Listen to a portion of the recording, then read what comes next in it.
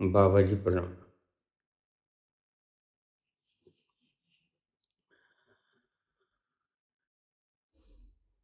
मेरा खुद का ऐसा मानना है कि आपसे पहले इस पृथ्वी पर कोई भी संत ऐसा नहीं आया जिसने उस अज्ञेय का उल्लेख एवं वर्णन इतने सरल शब्दों में किया हो।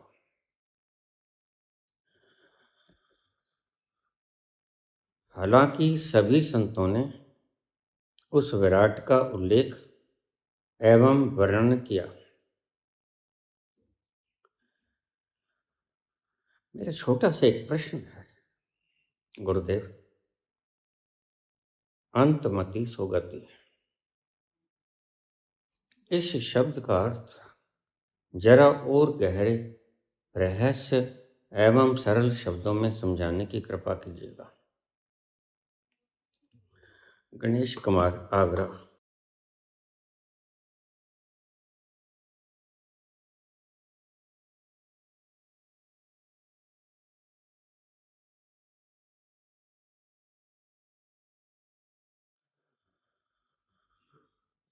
ऐसा नहीं है पुत्र। प्रत्येक संत उसी तल को छूता है जो आनंद के सरोवर में लबालब भरा पड़ा है।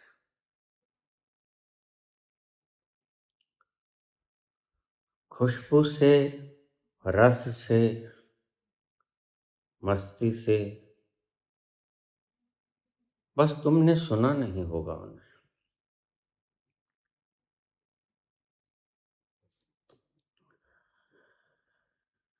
तुमने सिर्फ आज के आचार्यों को सुना होगा।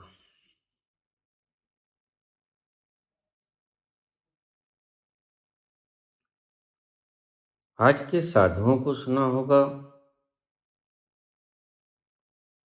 सदगुरुओं को सुना होगा, जिनके भीतर वोकैबुलरी बहुत है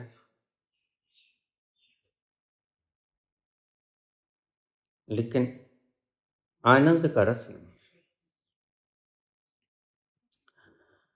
अंतमति सुगति।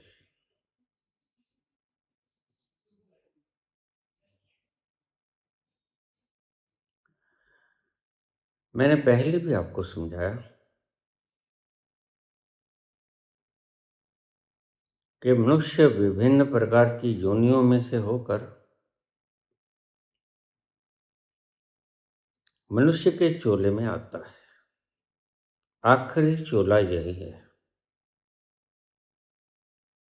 देवताओं का चोला भी मनुष्यों के चोले से कमतर है।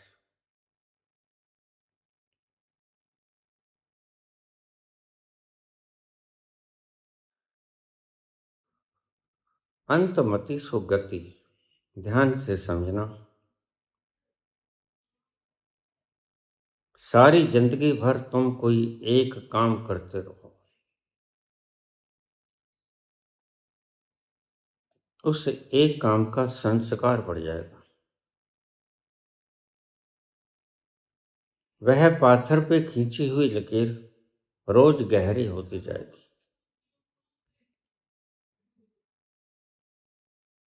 इसी को संस्कार कहते हैं। धीरे धीरे ये संस्कार इतने गहरे हो जाते हैं कि पत्थर टूट सकता है लेकिन वो लकीर नहीं मिटती। इसे ही मंद बुद्धि कहते हैं। मंद बुद्धि व्यक्तियों से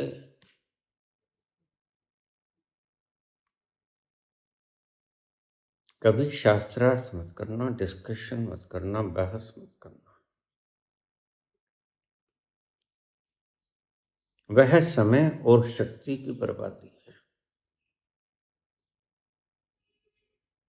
उनसे तो हाथ जोड़ लेना, पांव छू लेना, आशीर्वाद मांग लेना। जल पान करवा देना, खाना खिला देना और कह देना कि मैं हार गया, आप जीत गए। मैं ऐसा ही करता हूँ, क्योंकि मैं जानता हूँ ज्ञानी और अज्ञानी के भीतर का भेद। जो अभी ज्ञानी हुआ ही उसे शब्दों से समझाया नहीं जा सकता।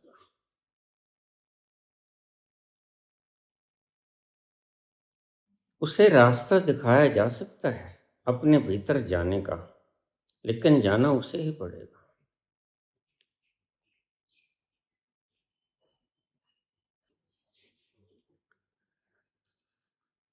मेरे पास लोग आ जाते हैं, बगल में पोथी होती है, बाबा शास्त्रार्थ करो। मैं कहता हूँ नहीं नहीं, तुम शास्त्रार्थ में जीतने आए हो,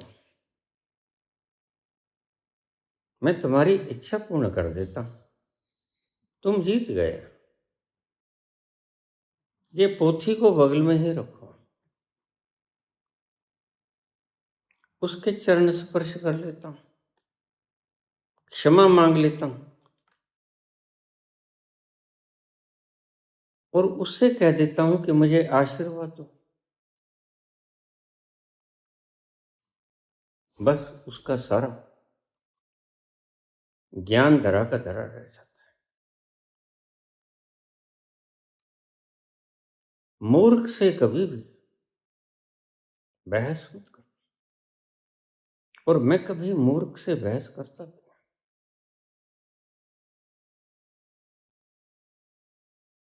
तुम्हें ये मशवरा देता हूं परमात्मा के प्रति, तो बहस करना ही मत, क्योंकि परमात्मा के बारे में तो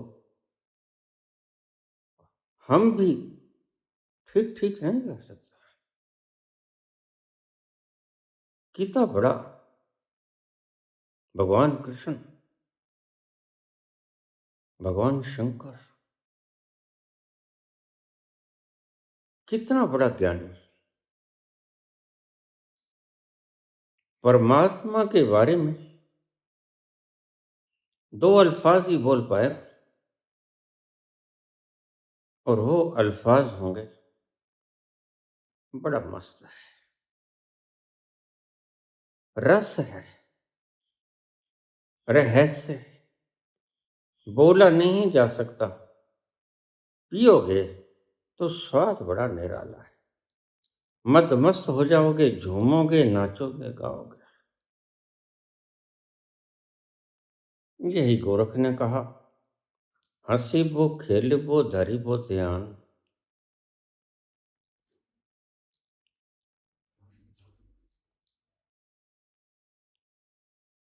ज्ञान कुछ अलग से चीज नहीं है,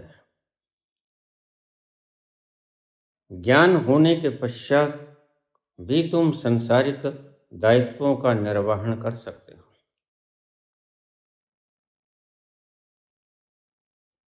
और बड़े मजे की बात है कि ज्ञान होने के बाद तुम अपने सांसारिक कर्तव्यों का निर्वहन ज्यादा निपुणता से कर पाओगे। मस्ती का आलम, मदहोशी का आलम, तुम्हारा रोमा रोमा उस आनंद को पीते पीते, और तुम्हारे हाथ पांव इतनी निपुणता से चलेंगे, प्रवीणता से चलेंगे,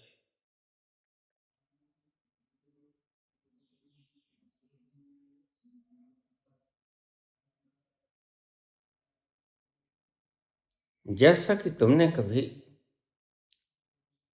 जिंदगी में इतनी दक्षता से कोई काम ना किया।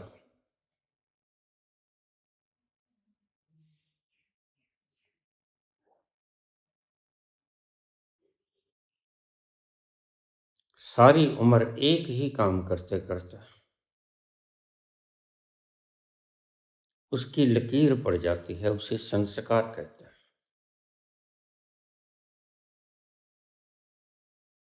पत्थर के ऊपर तुम कोई चीज लगातार घिसाते रहो,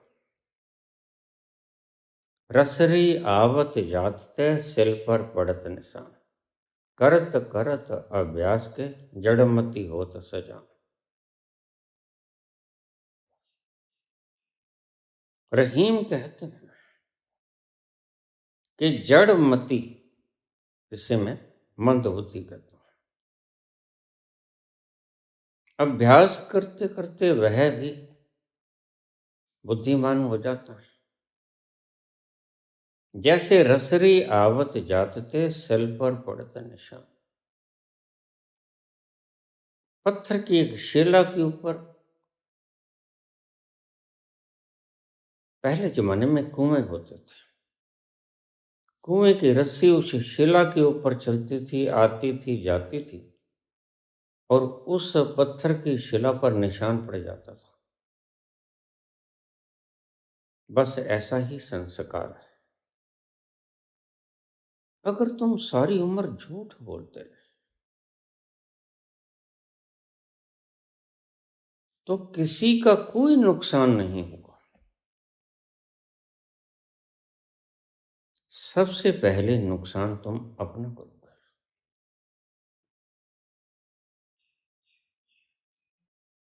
भला सोचो,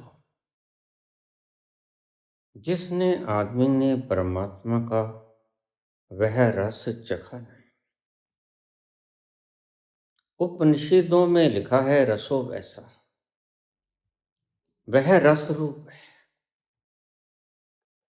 ऐसा रस जिसको पीने से रोवां रोवां आनंद से झूम उठता है।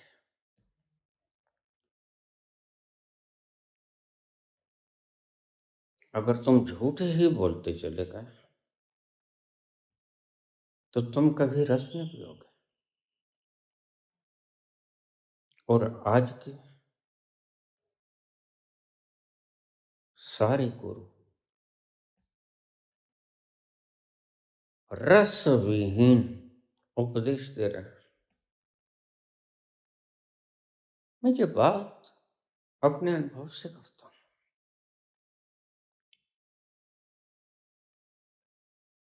जब बाबा ने मुझे कहा बोलो,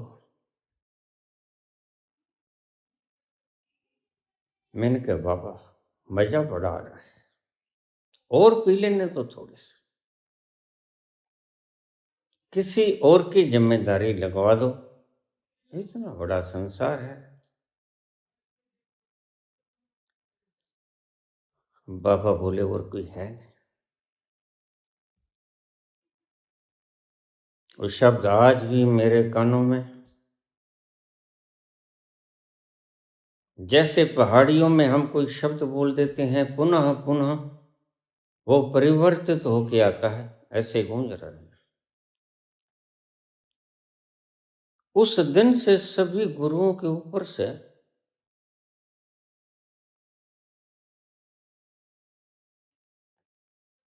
मेरी श्रद्धा विश्वास उठ गया। मैं बेखौफ होके कह सकता हूं, all are criminals to humanity, मानवता के लिए सभी दोषी हैं। क्योंकि जिसे तुमने देखा नहीं, जिसको तुमने जाना नहीं, जिसको तुमने पिया नहीं, जिसका तुम्हें स्वाद नहीं चखा, उसको लोगों को बांट रहे हो। फिर ये नीरस नीरस शब्द ये तो रह जाते हैं तुम्हारे पल्ले। सबसे पहले तुम चूकते हो क्योंकि तुमने पिया नहीं। पीना दो तरफा फायदा करता है। पीकर पहले तुम निहाल हो जाते हो, फिर सुनने वाला निहाल हो जाता है, क्योंकि तुम्हारे शब्दों के जरिए वह भी जरा जरा पीता है।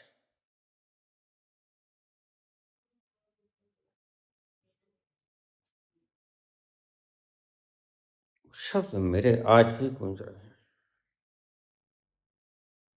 और कोई नहीं है, तुम्हें ही उठना होगा। अभी 3 मई आने वाली है,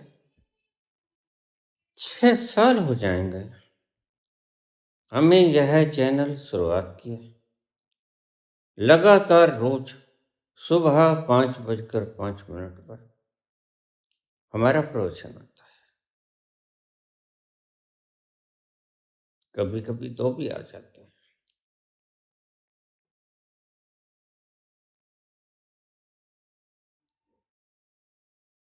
अगर तुमने सारी जिंदगी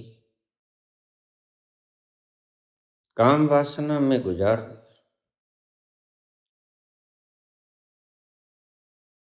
फिर जाते जाते भी तुम काम वासना को ही साथ लेके मरोगे।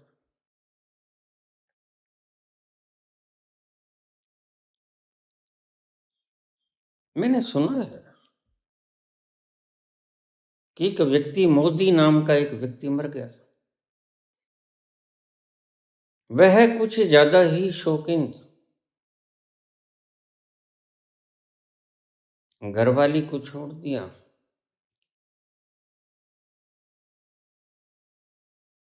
अच्छा रुतबा कमाया,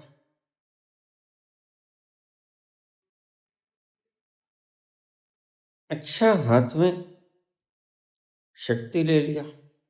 उस शक्ति के बलबूते स्त्रियों को अपने साथ सोने के लिए मजबूर करता, लालच देता, मंत्री भी बना देता। पक्का था जबान का। तो मर गया तो उसकी अर्थी उठाएगा।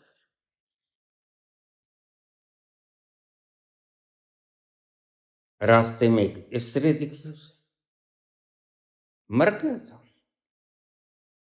लेकिन आत्मा साथ के साथ चली थी। शमशान घाट तक जाती है, अभी ताजा ताजा मरी होती है, उसे पता नहीं होता मैं मर गई। तो नहर के किनारे आकर आगे शमशान घाट था, वहां एक सुंदर स्त्री जाती हुई देखी, और वह अलर्ट मोड में आ गया।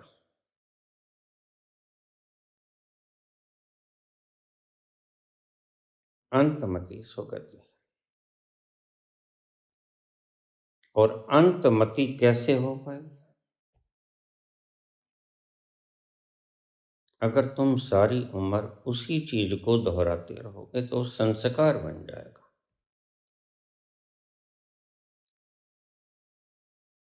रसरी आवत जाते सिल पर पड़त निशान।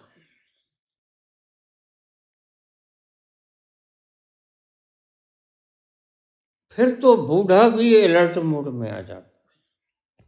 कब्र में पांव होते हैं, मर ही जाता है। परीक्षण कर लेना चाहिए, शायद बूढ़ा उठ जाए, कोई पता चलता है।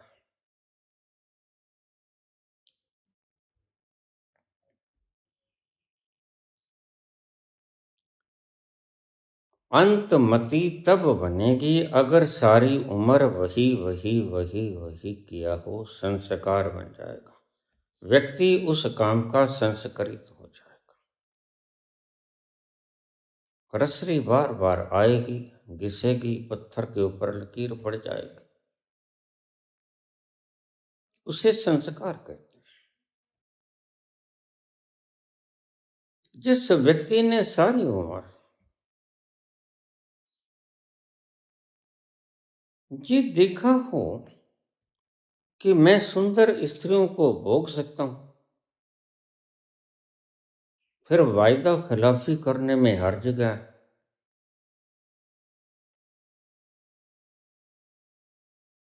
ऐसा व्यक्ति, बेजुबान का व्यक्ति,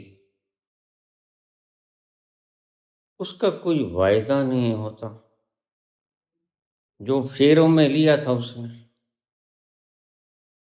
उसका कोई चरित्र चाल चलन नहीं होता। अंत तक आते आते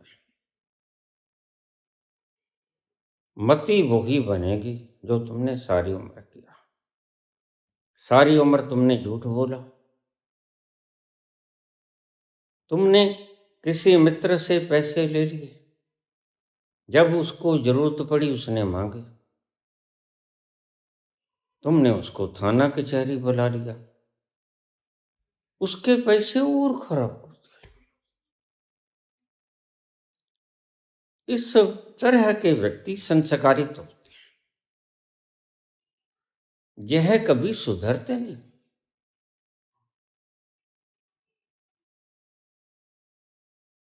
संस्कार बनते हैं सारी जिंदगी के प्रयास से।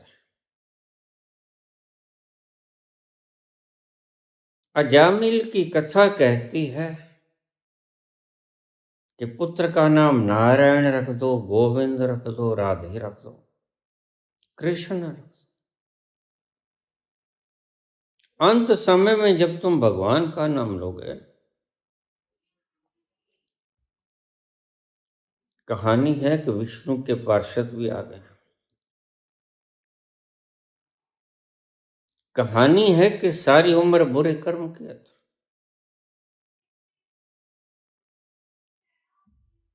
खेतों झाड़ियों में लेकर छुप जाया करता था स्त्रियों को, वैश्यों को।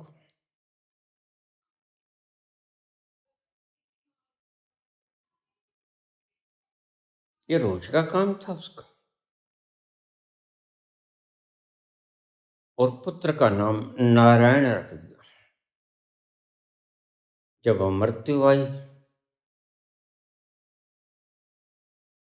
तो उसने कहा, नारायण, अरे मेरे प्राण निकले जा रहे हैं। तो कहानी कहती है तुम्हारे चोरों की, बदमाशों की, व्यापारियों की, पाखंडियों की, ये भागवत पुराण की कथा कहने वाले लोग। कल ही मुझे एक फोन आया, बाबा मैं तो भागवत पुराण लेके बैठी हूं, कोई सुनने ही नहीं आता। मैंने कहा, पुत्री, इन्होंने इतना निचोड़ लिया नींबू को, अब इसमें रस है ही नहीं। अब कोई नहीं आएगा, भूला भटका कोई आ जाए और ऊपर से बेरोजगारी। इतनी मुशक्कत करनी पड़ती है आदमी को 2 वक्त की रोटी जुगाड़ करने में। तुम्हारी कथा सुनने कौन आएगा बेटे? फिर बाबा, मैंने कहा, इसको आराम से रेशमी रुमाल चढ़ा के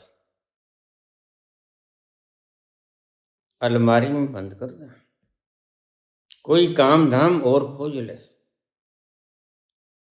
अब कोई कथा सुनाने सुनने आएगा नहीं, ये धंधा चौपट हो जाता है। धीरे धीरे धीरे धीरे राजनीति भी चौपट हो जाती है। वही व्यक्ति जो पांव छूते थे और पांव की जूती निकाल लिया करते हैं कि आजा मेरे बाप के साले।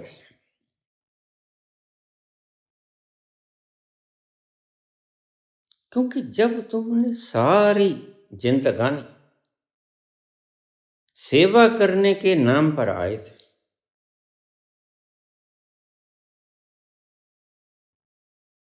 अपने ऑफिस का नाम भी सेवा तीर्थ रख लिया,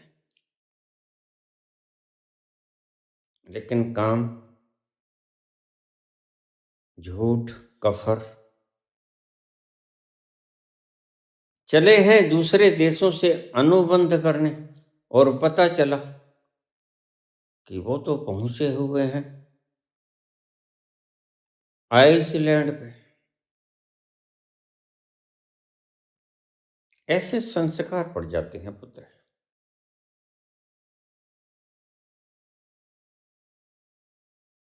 इन संस्कारों को मति कहते हैं।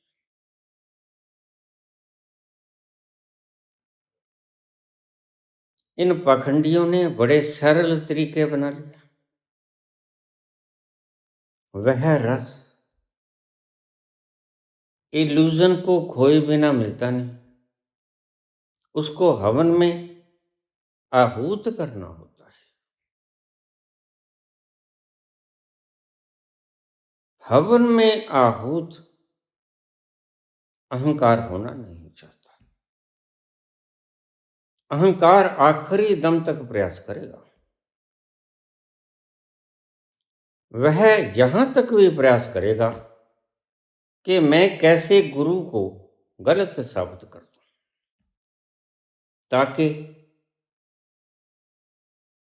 मरने से बच जाऊं। कबीर कहते हैं, जिस मरने से जग डरे मेरे मन आनंद। मरने ही से पाइए पूर्ण पूर्ण परमानंद। एक बात आज सुन लो। पहला सबक,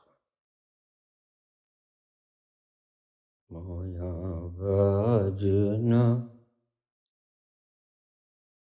मोया बाजना मिलदा सजन वे,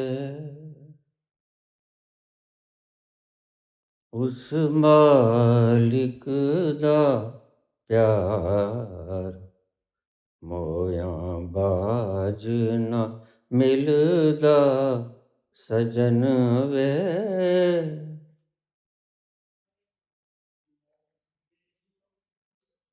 अहंकार के मरे बिना परमात्मा नहीं मिलता। आज सुन लो, फिर सुन लो, मुझसे सुन लो, किसी और सही गुरु से सुन लेना, लेकिन पाखंडियों से मत सुनना। पाखंडी कहेंगे राधे राधे जप लो, परमात्मा मिल जाएगा।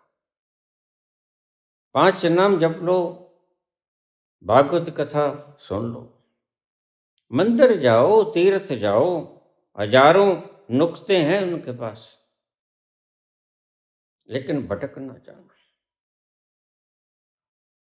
एक छोटा नुक्ता मेरा हृदय के भीतर समा लेना, और नुक्ता यही है,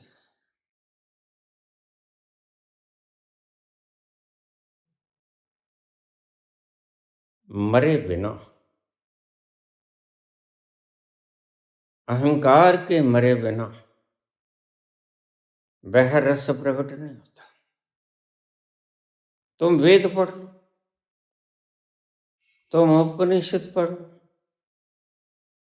तुम गीता अष्टावक्र गीता पढ़ लो, तुम 1000 किताबें पढ़ लो, पढ़ पढ़ गड्ढे लदिए ते पढ़ पढ़ होइए ख्वार। नानक लेखे एक गल ते बाकी चकना चार। वो लेखे वाली एक बात कौन सी?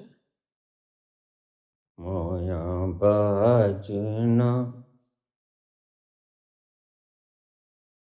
मोया बाजना मिलदा सजन वे, उस मालिक दा प्यार मोया बाजना। मरना तो पड़ेगा ही। तुम्हारे मार्गदर्शक तुम्हारे अहंकार को मारने की कोई तरकीब नहीं करता, वर्ण इसको और ज्यादा पुष्ट करने की तरकीब करते हैं। बेवकूफों की लंबी कतार रोज मुझसे मुखातिब होती है। बाबा, मेरा बैंक में 1 अरब राम नाम पड़ा है, 1 अरब। अच्छा,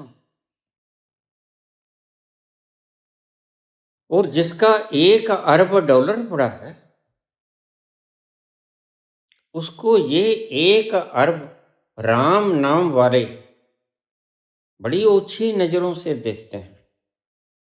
इसने भी क्या खाक कमाया, हमने नाम कमाया, इसका पैसा तो यही रह जाएगा, सड़ जाएगा बैंकों में पड़ा पड़ा। बाल बच्चे गुलछर्रे उड़ाएंगे, संग नहीं लेके जाएगा, लेकिन हमारा नाम तो संग जाएगा। बस इन्हीं बेवकूफियों के कारण तुम्हारे गुरु ने समझाया है, संग कुछ नहीं जाता, संग जाता है तुम्हारा नाम जप, स्मरण नहीं। वह भी संग नहीं जाता, वर्ण तुम्हें और ज्यादा अहंकारी बना देता है। बाकी तो तुम में अहंकार जो था वो था, मुख्य अहंकार मैं शरीर हूं, मन हूं, विचार हूं, भावना, यह तो शुरुआत से ही है। उसके अतिरिक्त मेरे पास ये गुण विद्या है,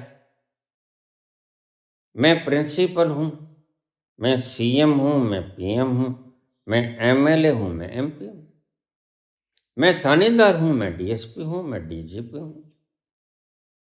यह अहंकार तुमने और जोड़ लिया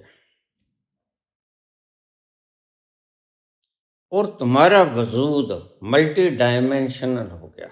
जरा सोचो, इतने नाम मैंने गिनाए, इनमें से तुम कौन हो?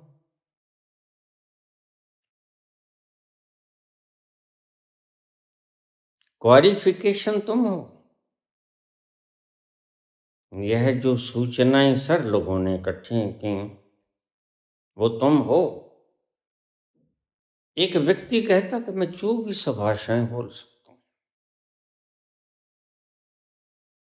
क्या वो 24 भाषाएं हैं? नहीं, 24 भाषाएं जानता हूं, बोल सकता हूं, फ्लुएंटली बोल सकता हूं। यह उसके अहंकार में जमा हो गया। पहले से ही अहंकार बहुत थे,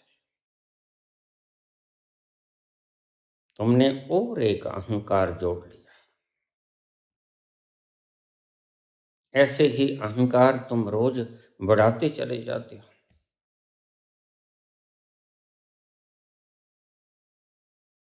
कर कर जो करता है, तुम सारी उम्र करते ही रहते हो अहंकार को बढ़ाने की यात्रा में। और अब दूसरी बात ध्यान में रख लेना, तुम रोज कहते हो बाबा हम दुखी,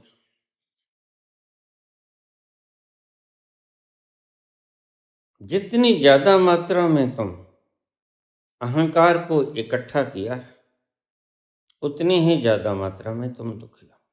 यह एक प्रोपोर्शनेटली मापदंड आपको, मेजरमेंट आपको दे दिया।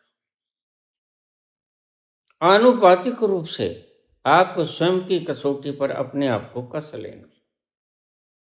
क्या तुम वास्तव में दुखी हो? दुखी हो तो कितने दुखी हो?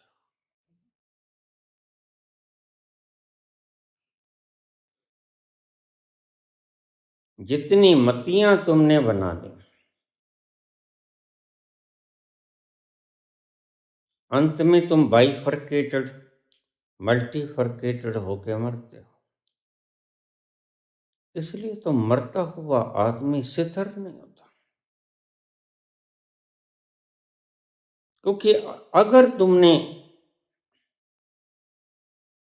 1 अरब रुपया कमाया या 1 अरब नाम जप कमाया,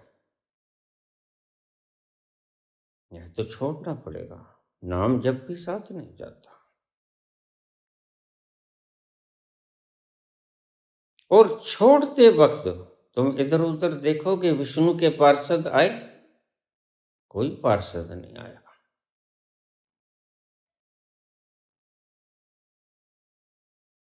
कोई यमराज तुम्हें लेने नहीं आएगा। तुम अकेले ही जाओगे।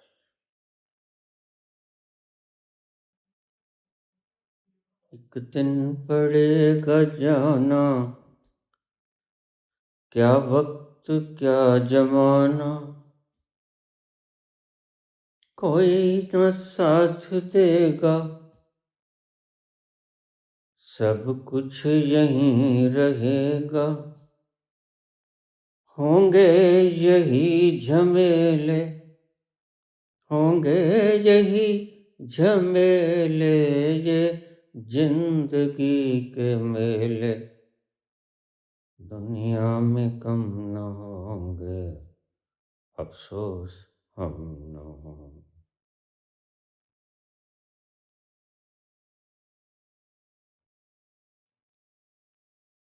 संत कहते हैं तुम क्या ले जाओगे, तुम लेके भी कुछ नहीं आए थे, बात ठीक है। देही अपने साथ स्मृतियां और संस्कार वगैरह वगैरह लेके आता है।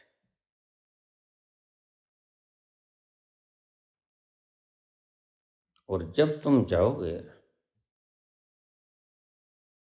तब जो तुमने यहां किया वह स्मृति बन के तुम्हारी स्मृति में ऐड हो जाएगा।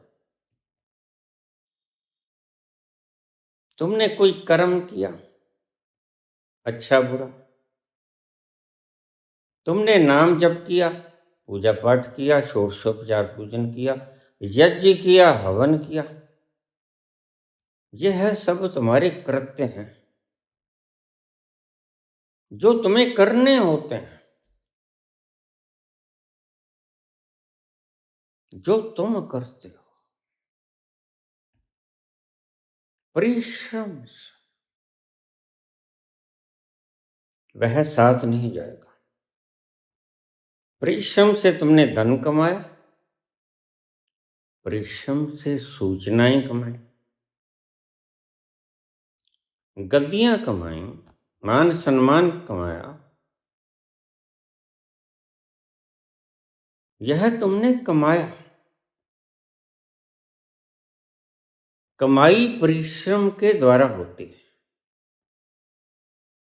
या तुमने जप नाम यह कमाया, यह तुम्हारी स्मृति में फिट हो जाएगा। तो फिर पूछा है कि क्या साथ कुछ भी नहीं जाता? जाता है। साथ क्या जाता है? साथ जाता है आनंद, रस। और ध्यान रखना, रस परिश्रम के द्वारा नहीं कमाया जाता। रस एफर्टलेस होकर कमाया जाता है, परिश्रम विहीन होकर, अपने आप को छोड़कर, उस विराट के हाथों में जिसे तुमने देखा और जिसे तुम कभी देख नहीं पाओगे। तो सही कहा एल्बर्ट आइंस्टीन ने, is not only unknown but also unknowable. वह कभी जाना भी नहीं जा सकेगा। साइंटिस्ट था, वैज्ञानिक था, परमात्मा की अभूतपूर्व व्याख्या कर गया।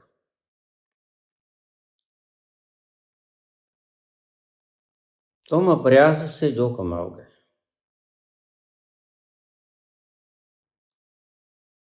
वो तुम्हारा यही रह जाएगा।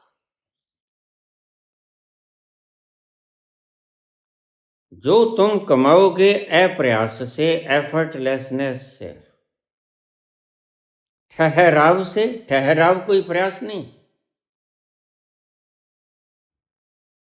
रात्रि को तुम विश्राम करते हो, क्या वो है परिश्रम से आता है? जब रात को तुम नींद में चले जाते हो,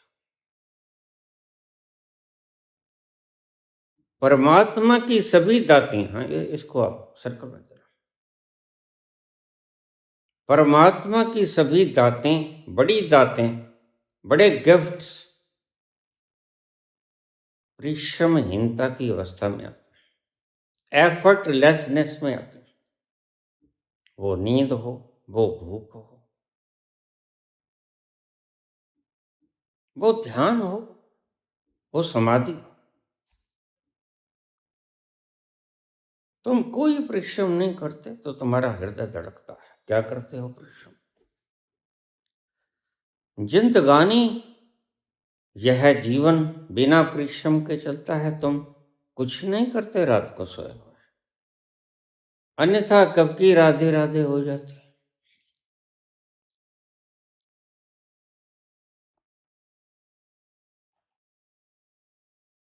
परमात्मा का वृहद वरदान उन घड़ियों में मिलता है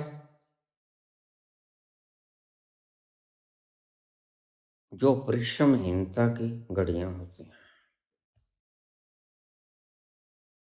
When you are effortlessness, गहरी नींद आती है जब तुम कोई एफर्ट नहीं करते।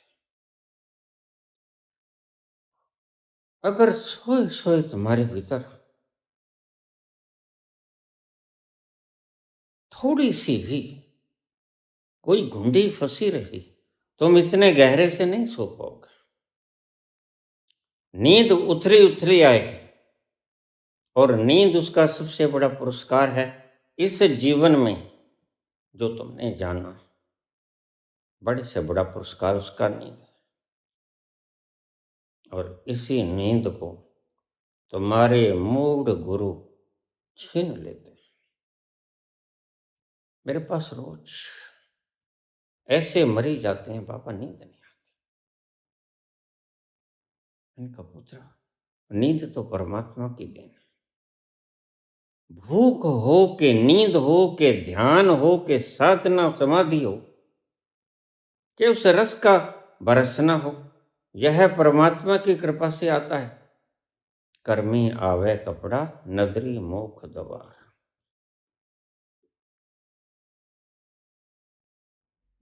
उसकी कृपा के बिना भ्रांतियों से तुम्हें छुटकारा नहीं मिलता।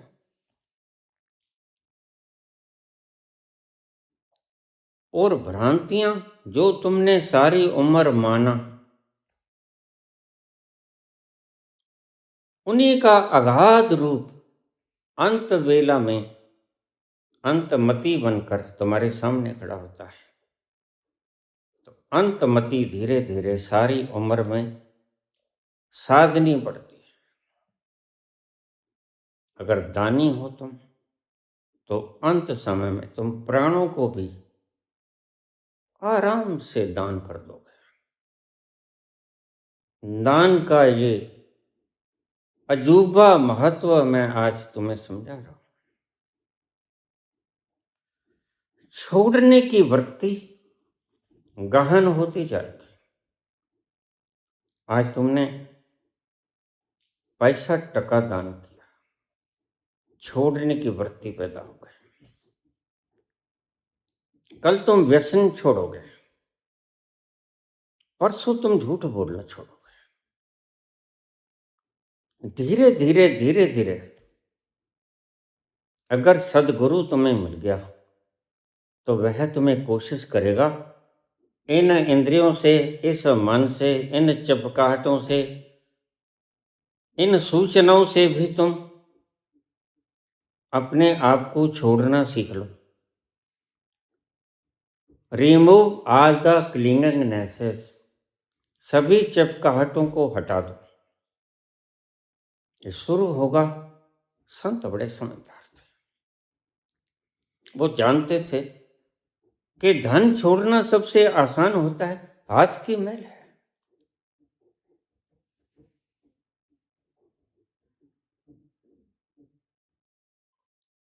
तो छोड़ने की वृत्ति संस्कार बन गई।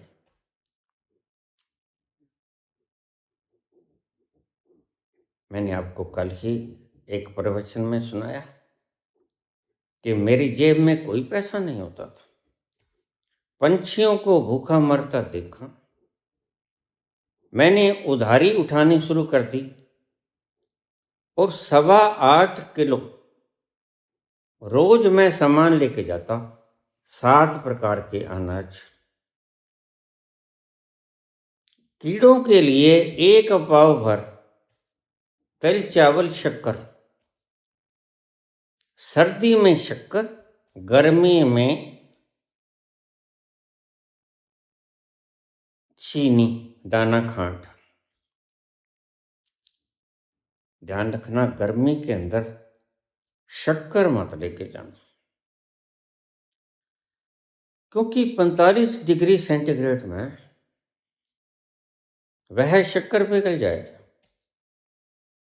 और वह बेचारा कीड़ा, मीठा बहुत अच्छा लगता है उसे, कीड़ा उस शक्कर में मुंह मारेगा,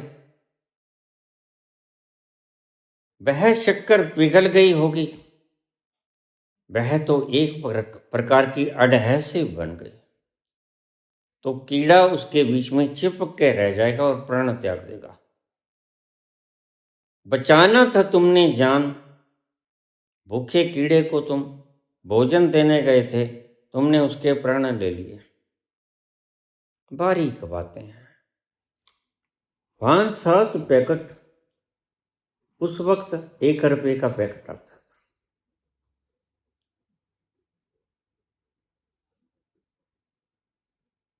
दरवेशों के लिए ले जाता कुत्ते, वो भी सारी रात के भूखे होते हैं, उन्हें 1-1 बिस्कुट तो बिस्कुट जितना खाते, पास खड़ा हो जाता उनको मैं बिस्कुट खिलवाता, तो 5-7 पैकेट में ले जाता।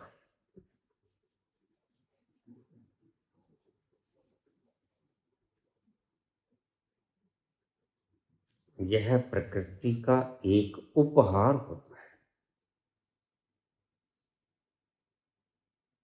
संत के हृदय में हर वक्त करुणा बहती है, दया बहती है जीवों के प्रति,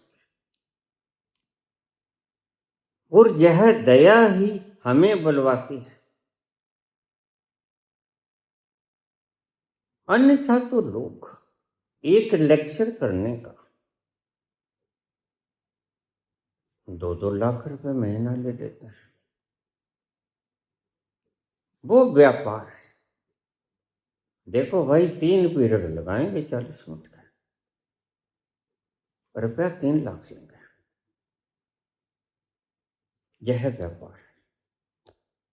संत तुमसे कुछ नहीं मांगता, क्योंकि संत के हृदय के भीतर करुणा बहती है, निरंतर बहती है। एक क्षण के लिए भी वह आनंद से खाली नहीं होता, और जो व्यक्ति आनंद से खाली नहीं होता वह कभी करुणा से भी खाली नहीं होता। इसलिए सदा दिवाली सादगी और 8 पहर आनंद।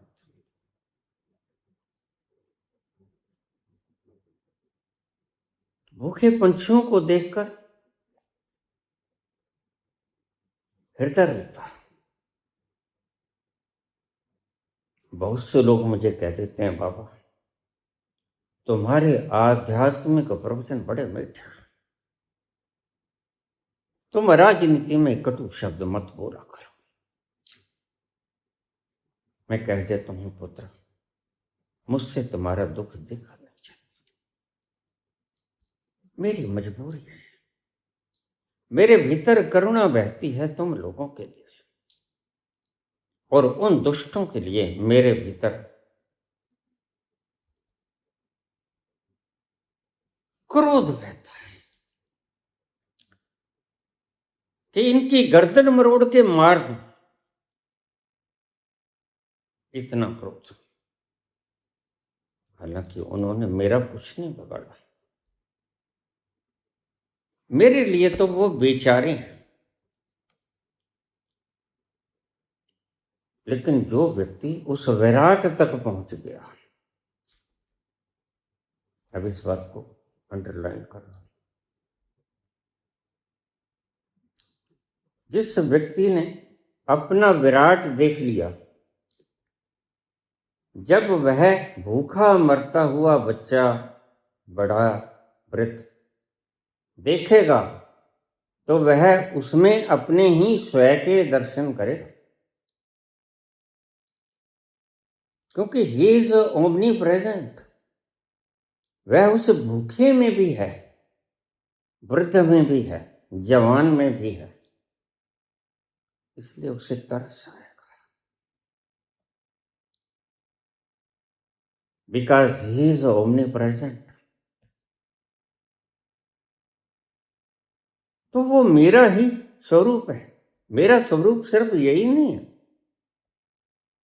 यह भी भौतिक तत्वों से बना, और वह जो भूखा मरता है बच्चा, वह भी पंचभौतिक तत्वों से बना। जब तक तुम विराट तक नहीं पहुंचते तो तुम दो हो, भेद है। जब तुम विराट तक पहुंच गए तो भेद खत्म हो गया, तुम एक हो गए। बाबा नानक का भेद मिट गया। उन्होंने पहला शब्द कहा, एक ओंकार। मैं एक हूं, अहम ब्रह्मस्म, एको अहम द्वितीयो नास्ति। बस मैं ही मैं हूं, दूसरा कोई नहीं। तो तुम पुत्र कहते हो क्योंकि तुम जानते हैं।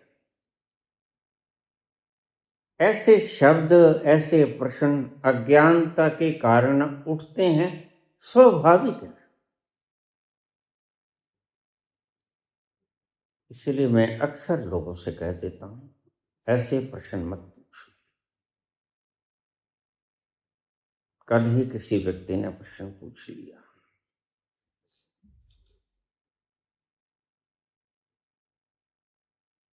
आपने गीता इतने शास्त्रों का अध्ययन क्यों करना पड़ा? अब ये प्रश्न तो पूछ लिया, लेकिन इसे पता तो है ना। मैं तो खरगोश काट के आया था भाई, किसी शास्त्र को पढ़ने का सवाल ही नहीं पैदा होता, किसी शास्त्र का मुख भी नहीं देखा था। शास्त्र तो उसने मुझे पढ़ाया, जा पर कृपा राम की होई, ता पर कृपा करे सब। वह विराट मेरे पे बरस गया। मैं तो खरगोश को काटना जानता था, फ्रॉग को काटना जानता था, कॉकरोच को काटना जानता था। मुझे क्या पता, अनन्यास्यन्त्यन्तो माम ये जनः परुपास्ते, नहीं पता था।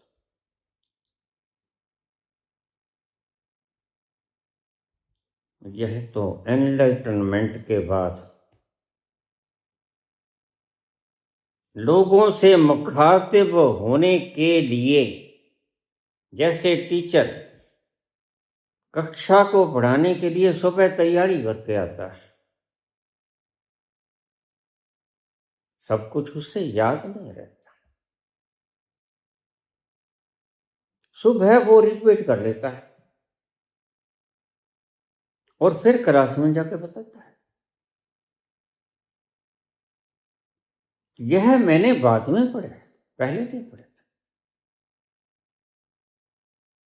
आपको बताने के लिए जब बाबा ने मेरी ड्यूटी लगा दी, बोलना पड़ेगा आपको। जब कोई दूसरा है ही नहीं।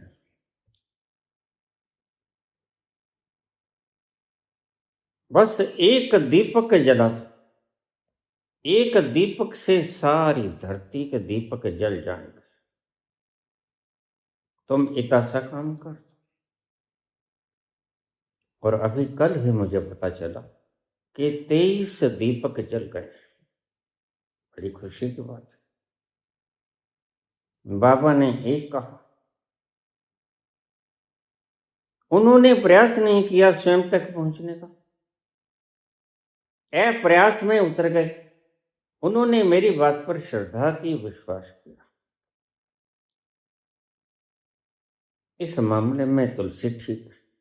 श्रद्धा विश्वास रूपिणो या व्याम बिना न पश्यन्।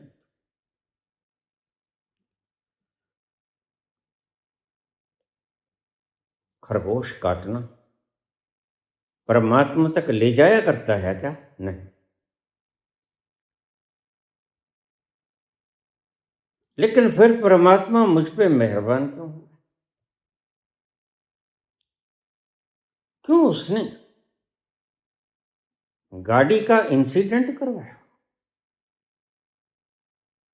बस अगर ये इंसिडेंट ना होता तो मैं आज भी किसी हॉस्पिटल में किसी की गैस्ट्रो इंटेस्टाइनल सर्जरी कर रहा होता।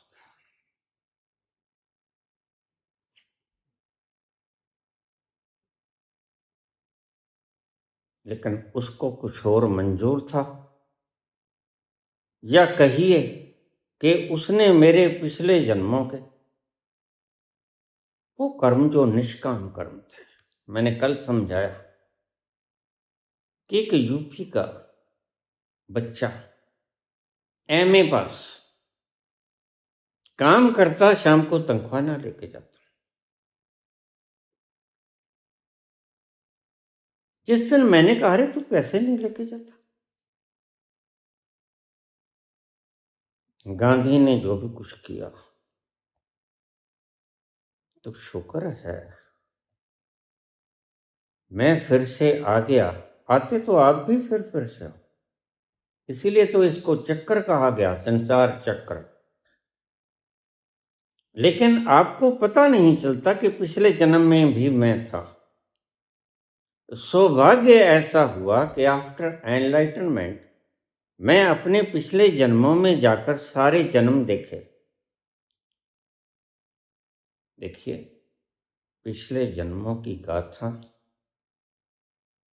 बुद्ध ने भी की। बुद्ध ने अपने 500 से ज्यादा जन्म गिनाए। उसकी एक पूरी की पूरी ग्रंथ रचना है उसके पिछले जन्म। महावीर भी अपने पिछले जन्मों में गए। क्या संत झूठ बोला करता है? काहे को बोलेगा? अब लोग समझने लगे हैं बाबा आपकी बातों पर यकीन हो गया। आप झूठ बोलोगे तो काहे को बोलोगे?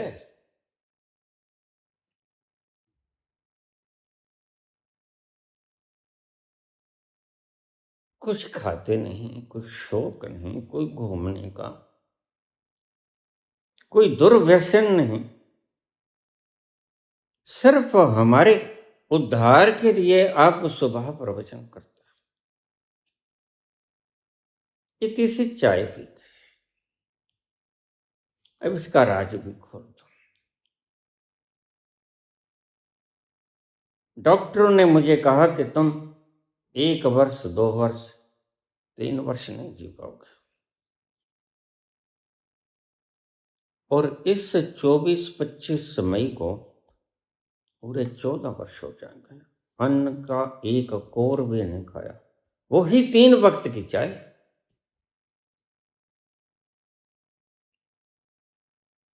मेरे परिवार के लोग सूख कर काटा हो गए इस फिक्र में कि यह सबसे बड़े हैं, मर जाएगा, फिर हमारा कौन रखवाला होगा। इनको ये नहीं पता था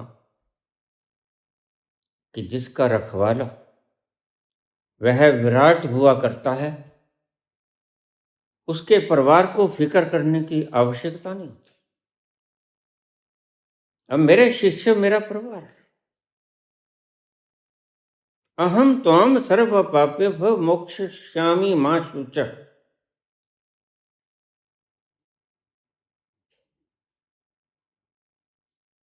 अनन्याश्चिन्तयन्तो माम ये जनाः परिपास्ते तेषां नित्याभुक्तानां योगक्षेमं वहाम्यहम्।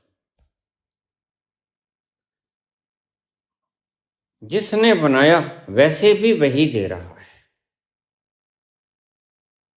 तुम्हारा तो महज मानना है कि हम काम नहीं करेंगे।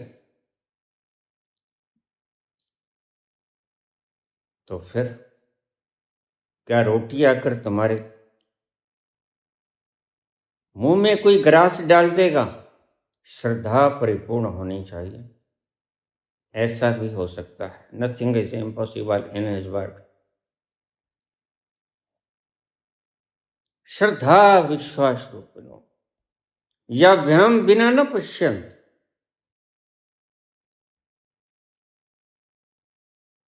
लोकदास की एक गाथा है।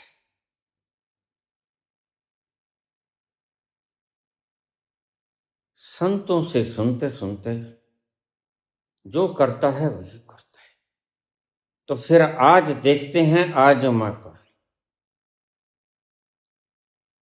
हम कुछ नहीं खाएंगे और ऊपर बैठकर पेड़ के देखता हूं आज वह खाने को कैसे देता है।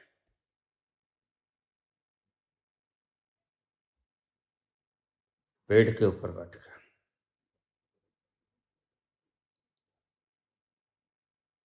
वहां से डाकू निकले, वहां से राजा निकला।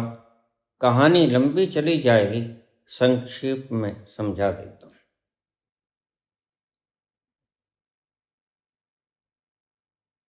तो डाकू बहुत सा माल लेके आए थे, लूट के, खाने पीने का सामान भी था। ऊपर उन्होंने देखा कि कोई बैठा है, तो जरूर ही यह कोई राजा का छोड़ा हुआ जासूस होगा। उसने कहा, रे नीचे आ।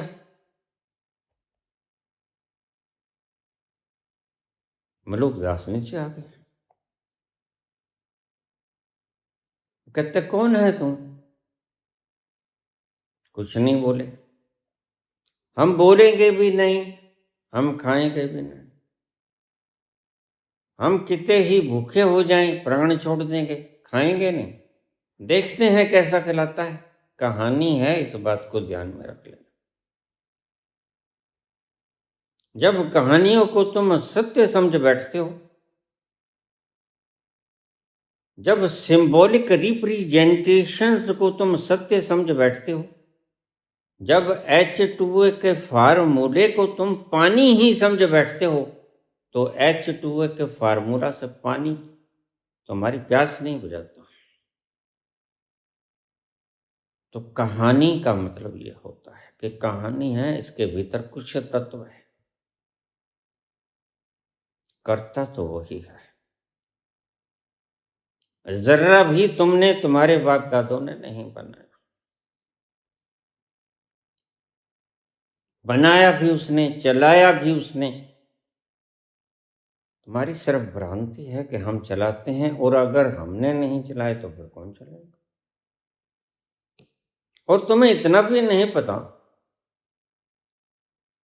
तुम्हें पक्का पता है कब ये शरीर प्राण विहीन हो जाए, फिर कौन कमाएगा, फिर कौन खिलाएगा परिवार को? पक्का पता है? अगले पल तुम जियोगे कि नहीं जियोगे, किसी को नहीं पता।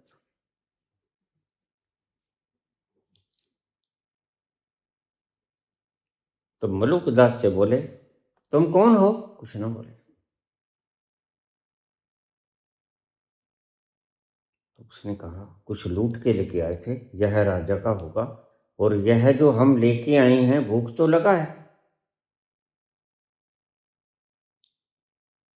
तो इस खाने में कहीं जहर ना मिला हो। तो कहते, तू ऐसा कर, ये खाना खा के दिखा हमें, क्योंकि अगर यह खाना खाएगा तो मर जाएगा, इसमें अगर जहर है तो बुर्की उसके मुंह में ठूसे। मलुकदास जीवा को बंद कर, दांत को। उन्होंने जबरदस्ती, पक्का विश्वास हो गया यह तो खाना जहरीला है। उन्होंने दांत के बीच में से औजार फंसा के उसका दांत खोला, जीभ खोल कर ग्रास मुख में डाल दिया, वो गटक गया। तो उन डाकुओं ने स्वादिष्ट भोजन जो 36 प्रकार के लेके आए थे, ठूस ठूस के खिलाते। तो मलूक दास बोला, उनके पांव पकड़ लिए, कहते देखो सारी कहानी सुनाई, मैं तो भगवान की परीक्षा ले रहा था। रोज संत कहते हैं कि परमात्मा ही सबका खिलाने वाला है, देने वाला है। मैं देखता हूं, अगर मैं काम ना करूंगा तो परमात्मा कहां से खिलाएगा। कहानी है, मैं बार बार कह, तो फिर शब्द बोलते हैं, अजगर करे न चाकर, अजगर करे न चाकरी, पंछी करे न काम, अजगर करे न चाकरी, पंछी करे न काम, कहत मलूका दास जी,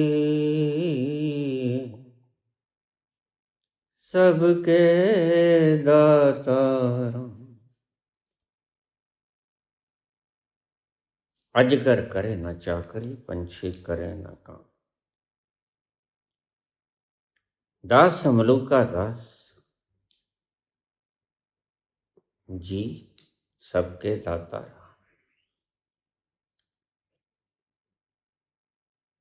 यह तुम्हारा अहंकार है कि तुम कमाओगे नहीं तो फिर आएगा कहां से। क्या तुमने यह बनाया था सब कुछ, कहां से आ गया।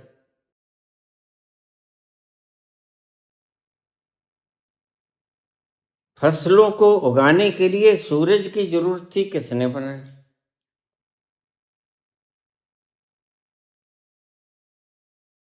15 crore miles away from the earth जलता हुआ सूरज का गोला, जिसमें 3 लाख पृथ्वियां समा सकती हैं। कौन से ऐसे हाथ हैं जिनके हाथ जले नहीं। और उसने बिल्कुल ऐन सही जगह पे वो एस्टेब्लिश कर दिया। तुमने किया, ये धरती तुमने बनाई, जिसको फ्लो करते हो, पानी देते हो, खाद देते हो, बीज देते हो और वट वृक्ष बन जाता है। यह पानी तुमने बनाया, यह ऑक्सीजन या कार्बन डाइऑक्साइड तुमने बनाई। पत्ते सूरज की रोशनाई में क्लोरोफिल का निर्माण करते हैं। क्या यह सूरज के भीतर से फोटॉन तुमने निकाले, तुमने किया क्या। और फिर भी तुम कहते हो अगर मैंने ना किया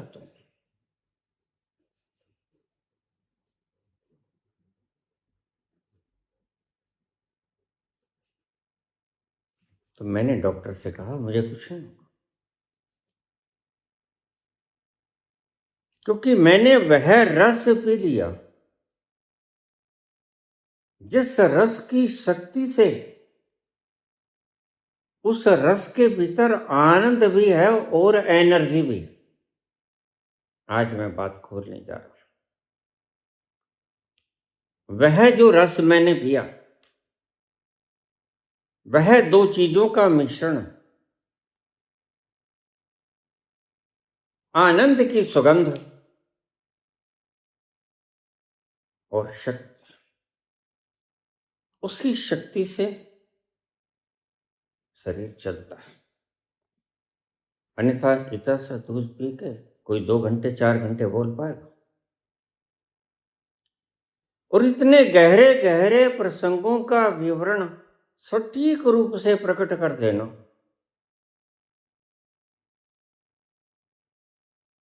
बिना कॉन्शियसनेस और एनर्जी के बिना संभव कैसे है? नहीं संभव है। तो अगर मैं खाना नहीं खाता तो पीता सा दूध, इससे जितनी शक्ति मिलती है बस हृदय के धड़कने के लिए, फेफड़ों के श्वास लेने के लिए। जो दूध चाय मैंने पिया उसको डाइजेस्ट करने के लिए, एंजाइम्स को बनाने के लिए, भीतर के सारे ऑर्गन्स को प्रॉपरली फंक्शन करने के लिए वो काम आते हैं। लेकिन और भी तो बहुत कुछ है। बोलने पर कितनी शक्ति वह होती है। और जरा भी प्रसंग से इधर उधर नहीं जाना होता।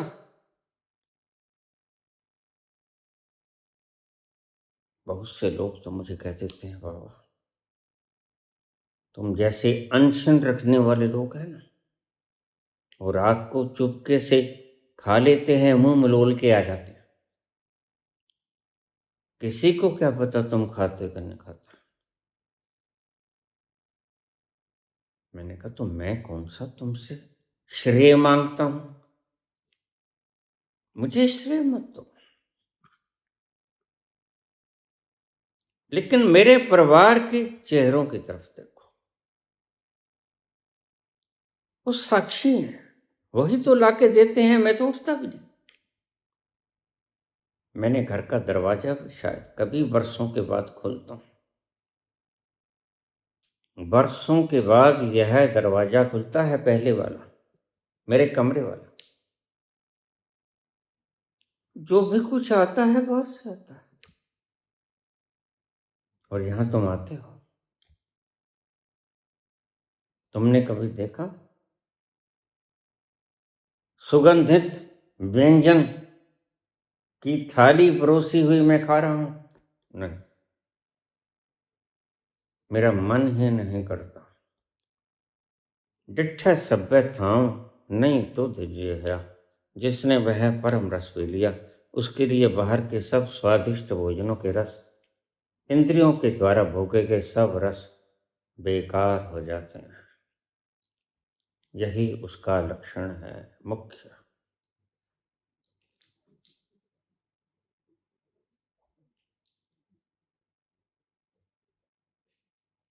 तो डॉक्टर से मैंने कहा तुम निश्चिंत रहो। 14 वर्ष के बाद भी जब वो आते हैं तो हैरान हो जाते हैं। और वो तो जानते हैं घर के मेंबर हैं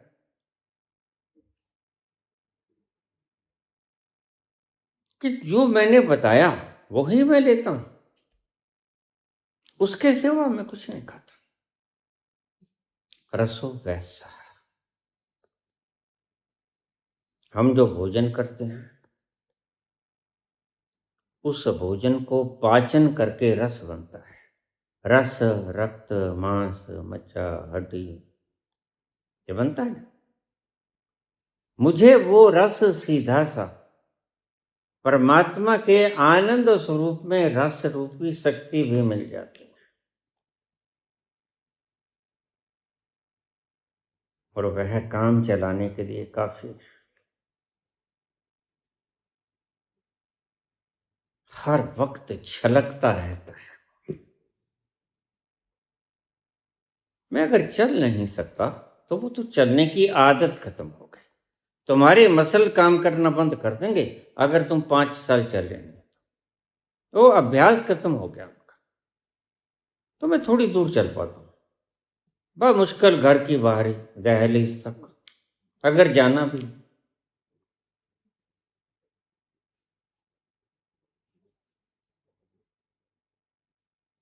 जैसे चूक ना टूट गया, अब एक्सरे मशीन तो जहाँ आती नहीं, तो हॉस्पिटल जाना पड़ेगा ना। तो उसके लिए चल के बाहर भी जाना होगा, फिर सहारा लेके जाना पड़ता है। लेकिन पांव से चला नहीं जाता क्योंकि tissues are too much weak. यह तो एक साइंटिफिक प्रक्रिया है।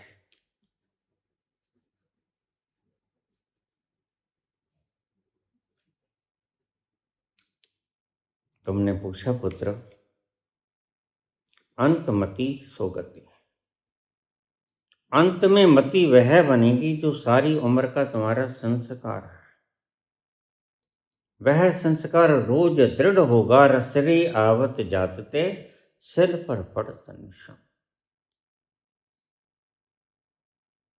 यह लोग कहने वाले के मरते वक्त हम तुम्हारे पास आएंगे, तुम्हारी उंगली पकड़ेंगे, सचखंड ले जाएंगे। तुम देखना जब ये शरीर छोड़ेंगे बड़े छटपटाएंगे। क्यों? इन्होंने लोगों से लूटना सीखा। अडानी अंबानी जैसे लोग, ये कथावाचक तुम्हें बुद्धू बनाकर तुम्हारे भीतर जहर फैलाकर, मिसकॉन्सेप्शंस फैला के तुमसे धन बटोर लेते हैं। इन्हें बांटना आता नहीं। बांटने के नाम पर कूड़ा करकट बांट देते हैं। और कूड़ा करकट तो रखने योग्य भी नहीं होता। तुम मल मूत्र रोज त्याग नहीं करते, उसको त्याग कहोगे क्या? उसको दान कहोगे? नहीं। बहुमूल्य चीज दान करनी होती है। धन को दान करो, भोजन को दान करो। कोई सड़क पे जाता हुआ गिर गया, उसको उठाओ, काम बाद में हो जाएगा। किसी को चोट लगी है, उसे जल्दी से उठा के हॉस्पिटलाइज करवाओ। अगर भीतर तुम्हारे हृदय में लगातार करुणा का भाव बह रहा है तो तुम ऐसा ही करोगे, और ऐसा ही करोगे। वह संस्कार रोज गहरा होगा और अंत में तुम पाओगे तुम्हें कोई प्रयास नहीं करना पड़ा। वह संस्कार इतना गहरा हो जाएगा, तुम बड़े आराम से प्राण त्याग कर दोगे, छटपटाओगे।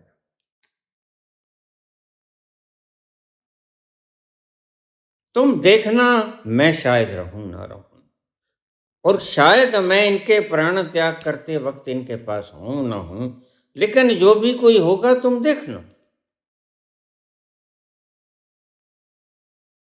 यह बड़ा शोरगुल मचाएंगे। यह आसमान को सिर के ऊपर उठा लेंगे। इसलिए ऋषियों ने मनुष्य को दान करना सिखाया, साथ तो कुछ जाएगा नहीं। और अगर बाल बच्चों के लिए जोड़ जाओगे, पूत कपूत तो क्यों धन संचय, वह खराब कर देगा। पूत सपूत तो क्यों धन संचय, वह खुद जोड़ लेगा। क्या कोई टूंडा पांगा पैदा किया है क्या तुमने? इसलिए तुम्हारा संचय करना व्यर्थ है। जिसको उसका दर्शन हो गया, उस दर्शन से विश्वास नहीं होता, श्रद्धा होती है। जो देख लिया जाता है वह श्रद्धा होती है, जो मान लिया जाता है वह विश्वास होता है। दोनों का फर्क समझ लेना। और जब श्रद्धा विश्वास विश्वास श्रद्धा में ढल जाता है, यानी तुम्हारी मान्यता देख लेती है कि मैंने जो माना था वो ठीक है, तुम वैसा ही दर्शन करके भी पाते हो।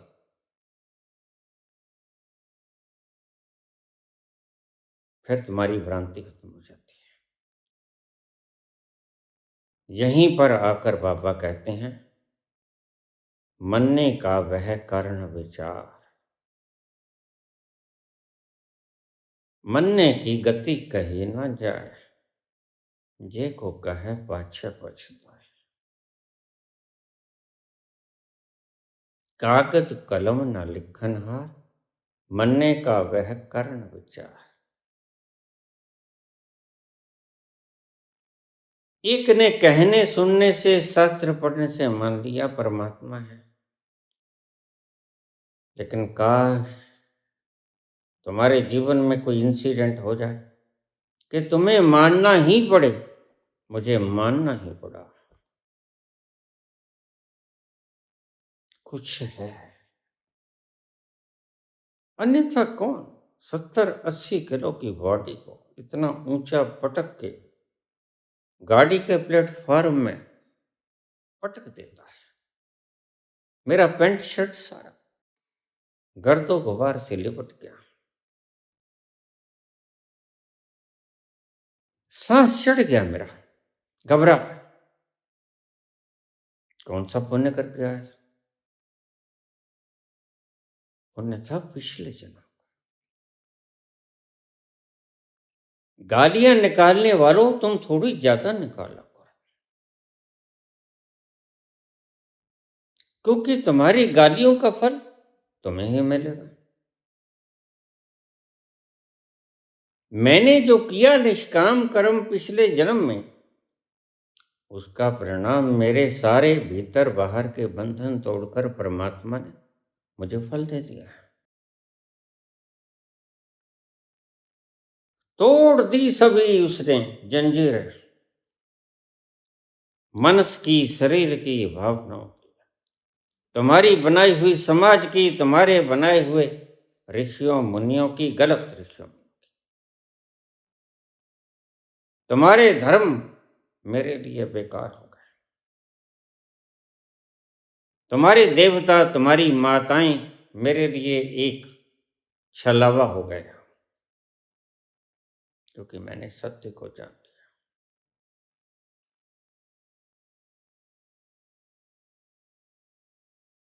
हमने श्रेय नहीं लेना है। तुम मुझे खूब गालियां निकालो, गांधी जी को खूब गालियां निकालो, मुझे क्या इतराज है। लेकिन ध्यान रखना, निष्काम कर्म का फल मनुष्य नहीं दिया करते। निष्काम कर्म का फल वह दिया करता है जिसने सृष्टि का निर्माण किया, और उसने फल दे दिया, मेरे सारे बंधन काट दिया। मैंने कुछ प्रयास किया, जितना भी किया, और वो सभी लोग मुक्त हो जाएंगे, वो चाहे सुभाष चंद्र हो, चाहे भगत सिंह हो, राजगुरु सुखदेव हो, जितेंद्र दा हो, जतिनता, जिन्होंने दूसरों की बेड़ियां काटने का प्रयास किया ईमानदारी से, उनको परमात्मा मुक्त कर देगा, उनकी बेड़ियां काट देगा। मैं तुमसे कुछ उम्मीद भी नहीं रखता,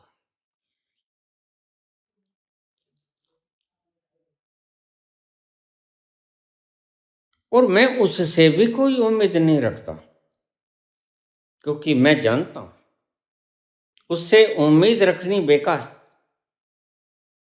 उसकी न्यायप्रियता और प्रणाली इतनी शानदार है कि वह किसी का किया हुआ पुण्य या पाप, उसका जरा भी फल अपने पास नहीं रखता, भुगता दिया करता है। इसलिए तुम, सियानों ने कहा कि नेकी कर दरिया में डाल, बहुत सुंदर प्रवचन था।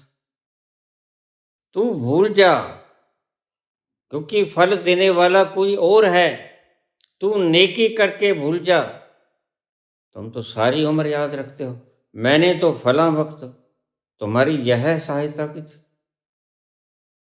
नहीं, फिर परमात्मा क्या खा के देगा तुम्हें? जब तुम अपने ही मन में गुनगुनाते रहे कि मैंने उस वक्त ये पुण्य किया था, मुझे इसने फल नहीं दिया। नहीं, आदमी आदमी को फल नहीं दिया करता, फल देता है परमात्मा। कर्मण्येवाधिकारस्ते मां फलेषु कदाचन, फल मैं दूंगा, तू कर्म करके भूल जा, नेकी कर दरिया में डाल। इसलिए दान का इतना महत्व बताया गया। दान करते करते अंतिम वेला में तुम्हें छोड़ने का प्रवृत्ति, छोड़ने की मति, छोड़ने का संस्कार गहनतम हो जाएगा और यह सबसे सुंदरतम संस्कार। काश तुम ये भ्रम भी छोड़ पाते कि तुम शरीर नहीं। अंत में इसी भ्रम को छोड़ना होता है। तुम मन नहीं हो, विचार नहीं हो, भावनाएं नहीं हो, ये मान्यताएं तुम नहीं हो। तुम यह सिर्फ एक सीमित शरीर नहीं हो, वरन तुम विराट हो। यह शुरू होगा दान से। धन नहीं है तो सेवा करो। ईसाइयत यही कहती है। हॉस्पिटल में चले जाओ, वहां कराते हुए मरीज तुम्हें मिलेंगे। वृद्ध मिलेंगे जिनका कोई वारी वारस नहीं। अनाथ आश्रम में चले जाओ, वृद्धाश्रम में चले जाओ, वहां जाकर सेवा करो। तुम्हारे पास धन नहीं है, कोई बात नहीं, सेवा करने के लिए शरीर है, इसको सेवा का साधन बना लो।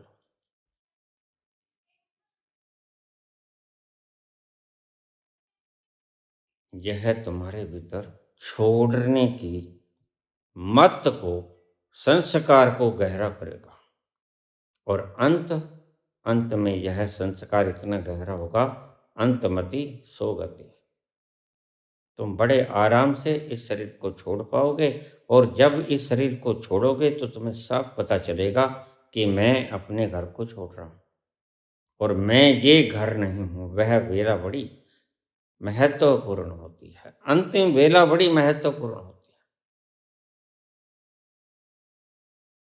अंतिम वेला में सच कच्च पकाई ओथे पाई, नानक गया जापे जाई। अंत वेला में पहचान होती है कि इसने सारी उम्र किया क्या था। लोगों को ठगा था, वो तो यहां रह जाएगा। लोगों को गुमराह किया था, वो भी यहीं रह जाएगा। तो फिर क्या किया था? अगर पुण्य किया था, यानी पुण्य का मतलब दूसरों के निमित्त उपकार करना, सहायता करना। तुम्हारे हृदय में करुणा बहती रहे हर वक्त, तुम सहायता करते रहो। यह संस्कार गहरा हो जाए और अंत वेला जब तुम शरीर छोड़ोगे तो वह बड़ा नाजुक वेला होगा। तब जग जाना, शरीर को जागे जागे छोड़ना, बस फिर तुम्हारा सिर्फ एक जन्म होगा। जिसने जगते जगते शरीर छोड़ दिया, वह एक झलक पा गया कि यह जो छोड़ा वह मैं नहीं हूं। इसको छोड़ने के बाद भी मैं तो बना रहा। और यह तुम्हारी गहनतम स्मृति में छा जाएगी बात, क्योंकि अंत में जो मति के भीतर गहरी स्मृति होती है, वह अगले जीवन में, अंत का विचार अगले जीवन में पहला विचार होता है। पहला विचार तुम्हें होगा कि मैं शरीर नहीं। मरते वक्त तुमने यह जाना कि मैं शरीर नहीं हूं, क्योंकि ये छोड़ दिया है मैंने, और फिर भी मैं बना हुआ हूं। नए ग्रह में प्रवेश करोगे तो जानोगे कि मैं नए ग्रह में प्रवेश कर रहा हूं, नए गर्भ में प्रवेश कर रहा हूं। इस जागते जागते मरने और जागते जागते जन्म लेने की प्रक्रिया को ही संतों ने आपको सदा से समझाया। जिस मरने से जग डरे मेरे मन आनंद, मरने ही से पाइए पूर्ण परमानंद। अगर तुम ठीक से मर लिए, तुम्हें मरना भी तो नहीं आता, जीना भी नहीं आता, तुम्हें मरना भी नहीं आता। तुम्हें अगर जाग कर मर गए तो उस वेला में तुम पाओगे यह जो मैंने छोड़ा, यह सांप की केंचुली की तरह था। जैसे सांप केंचुली को छोड़ता नहीं, क्या रोता चिल्लाता है? नहीं, क्योंकि वह जानता है यह कैंचुली मैं नहीं और मेरे शरीर का कोई भाग भी नहीं है, यह मेरे से जुदा है। अंत वेला में अगर तुमने यह जान लिया, यह जान गए तुम, यह एक अनुभव की बात है, तो फिर अगला जन्म पुनः जन्म न होए, फिर अगला जन्म एक ही होगा सर।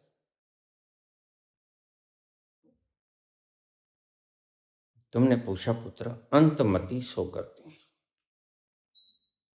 बस अंत वेला महानिर्णायक वेला होता है, वही तय करता है तुम्हारे अगले जन्म कैसे होंगे, और यह होगा निष्काम कर्म से। कर्म कर, पुण्य कर्म कर और भूल जाओ, नेकी कर, कुएं में गिर, नेकी कर दरिया में डाल, भूल जाओ। जहां हर चीज का पाई पाई का वह हिसाब देता है बनाने वाला, तो उसके ऊपर छोड़ना सीख थोड़ा सा। तो सिर्फ सारी चीजों को अपने ऊपर ही मत ले।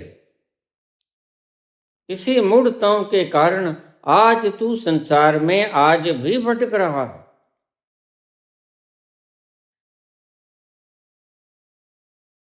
इंशाअल्लाह तुम्हारा अंत ऐसे ही हो। तुम जब इस शरीर को छोड़ो तो तुम जानो कि मैंने सांप की तरह कीचुली को छोड़ा है, वह कैंचुली मैंने। फिर तुम पाओगे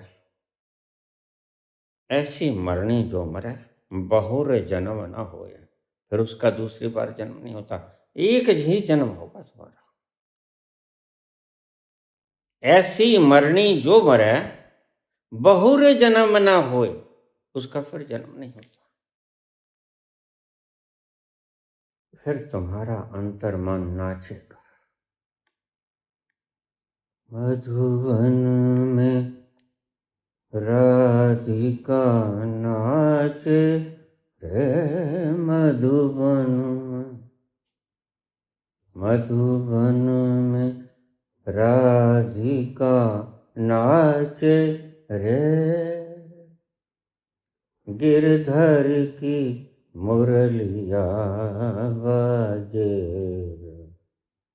गिरधर की मुरलिया बाजे, मधुवन में राधिका नाचे रे।